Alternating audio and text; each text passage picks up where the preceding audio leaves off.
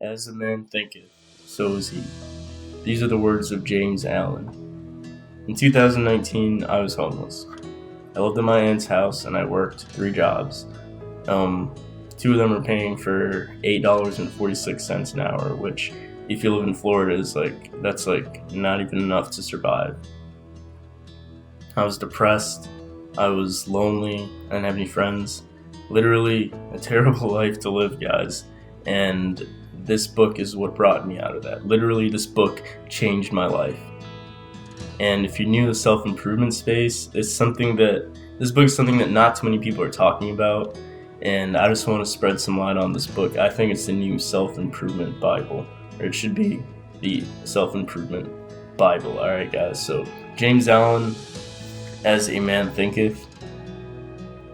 James Allen he was one of the early pioneers of self-help and self-improvement. Remember, in his time in the early 20th century, self-improvement was not like a thing that people saw. Like usually, like you were born rich, you died rich, or like you were born poor, you die poor, kind of thing. And his father died when he was 15. His mother was illiterate.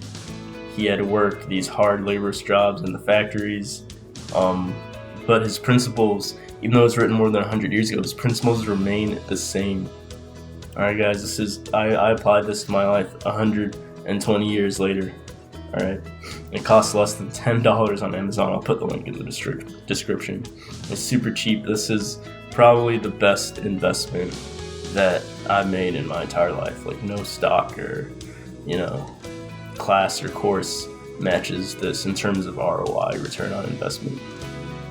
It's not long at all. It's super easy to read, especially if you have a short attention span. I think it's only like less than 200 pages.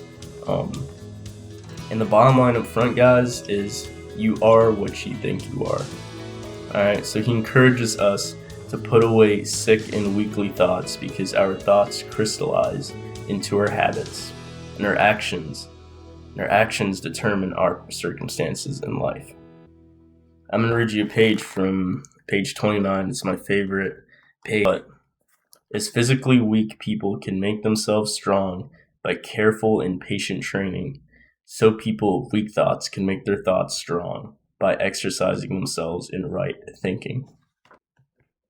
So I won't read the whole book, but to summarize, it starts off with the thoughts that you tell yourself on repeat. Like, what do you tell yourself on repeat? What are the thoughts you have in your head? If you tell yourself, I'm going to live in a box someday, like I have no chances in life, it's the man's fault, it's the government's fault, it's whoever's fault, you probably will live in a box. All right.